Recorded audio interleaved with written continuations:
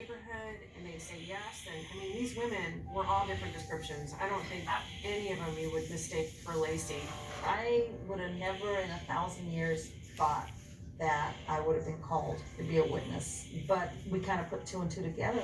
I'm short, I'm fat, I could go for a pregnant woman. You know, I had dark hair back then, shorter. So maybe they want to try and say, hey, well, maybe it wasn't Lacey, maybe it was Melva walking that morning. Most of them, when Mark would cross-examine them, he'd say, were you walking your dog December 24th? And they'd say no. I very much doubt I walked around Christmas Eve or Christmas Day because I was probably in the kitchen cooking. Once again, Peterson's attorney Mark Garagos tried to poke holes in the prosecution's case. In opening arguments, he promised proof of his client's stone-cold innocence. Observers say he has yet to provide a strong alternative theory. Anybody who says, why didn't you call the witnesses, that's fine. But the prosecution conceded that we had shown Lacey was alive on the 24th. It didn't matter anymore. He's eating the wings, too.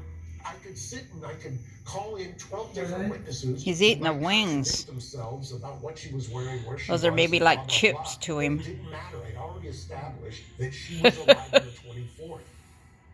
I was waiting for any witness to come forward and say, you know, they saw Lacey walking her dog. You waited and waited.